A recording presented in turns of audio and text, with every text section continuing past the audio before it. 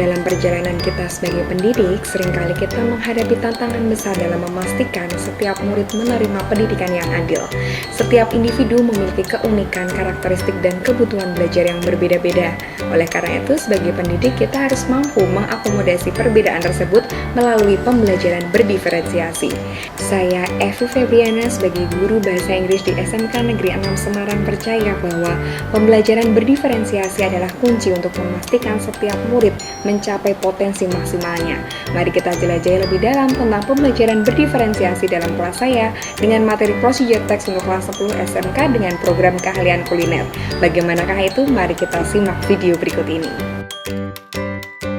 Tujuan pembelajaran kali ini agar murid mampu mengidentifikasi fungsi sosial, struktur, dan unsur kebahasaan procedure text, di mana murid mempelajari tentang alat, bahan, dan langkah-langkah dalam membuat masakan, meningkatkan keterampilan mereka dalam memasak, dan tentunya keterampilan bahasa Inggris dalam project-based learning. Dalam proses pembelajaran ini, saya menggunakan beberapa aplikasi seperti Presto, Google Form, Canva, Padlet, Wheels of Game, dan CapCut, serta lembar kerja sebagai panduan murid dalam belajar. Pada tahap awal, sebelum memulai pembelajaran, saya melakukan persiapan dengan membuat beberapa pertanyaan untuk tes diagnostik, sehingga hasil tersebut saya gunakan untuk mengetahui kemampuan prasyarat untuk memahami materi yang dipelajari, menentukan konten bahan ajar, tujuan pembelajaran, karakteristik, profil belajar, dan kemampuan awal murid.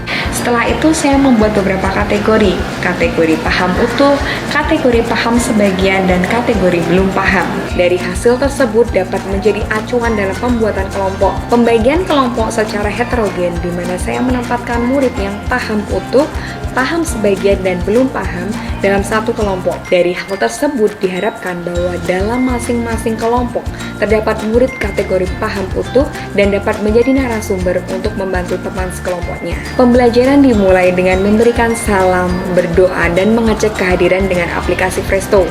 Kemudian mereview keyakinan kelas yang telah disepakati bersama, melakukan pembelajaran sosial emosional dengan teknik stop, melakukan ice breaking, banana dance, dan matching game, mereview materi sebelumnya tentang simple present tense, memberikan pertanyaan pemantik, menyampaikan tujuan, kompetensi, dan assessment yang akan dilaksanakan.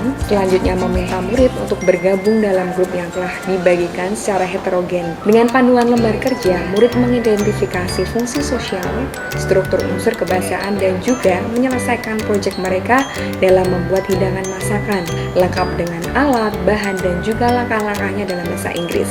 Dalam diferensiasi konten, guru menyediakan berbagai sumber belajar. Murid dengan gaya belajar visual belajar memahami materi dengan gambar, teks, dan artikel. Murid dengan gaya belajar auditori belajar memahami materi dengan video. Murid dengan gaya belajar kinestetik belajar dengan mempraktikkan procedure text dalam membuat hidangan masakan. Dengan menggunakan aplikasi Wheels of Game, mereka bisa memilih bahan masakan apa yang akan digunakan. Pembelajaran dilaksanakan sesuai dengan lembar kerja yang disediakan. Selanjutnya, dalam diferensiasi proses, murid dengan kategori belum paham perlu diberikan pendampingan yang lebih intensif dalam proses pembelajaran.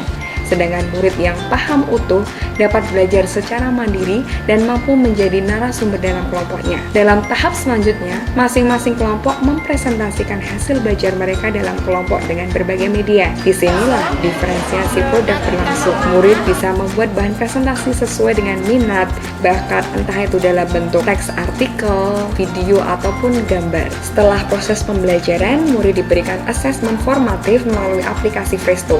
Berdasarkan hasil asesmen formatif dan pengamatan selama proses pembelajaran, maka murid yang belum paham perlu diberikan pendampingan lebih intensif, dan murid yang sudah paham utuh dapat diberikan pengayaan berupa tantangan proyek yang lebih kompleks. Setelah pembelajaran usai, guru dan murid menyimpulkan pembelajaran dan melakukan refleksi pembelajaran dengan aplikasi Padlet untuk mengetahui apa yang mereka rasakan, apa yang sudah dipelajari pada pertemuan hari ini, dan kesulitan yang dihadapi. Nah, pendidikan adalah tentang menghargai keunikan setiap murid. Dengan pembelajaran berdiferensiasi, mari kita jadikan sekolah sebagai tempat di mana bakat, minat, dan kemampuan masing-masing murid dapat terstimulasi dengan baik. Inilah esensi dari praktik baik yang saya terapkan di SMK Negeri 6 Semarang. Semoga bermanfaat. Terima kasih.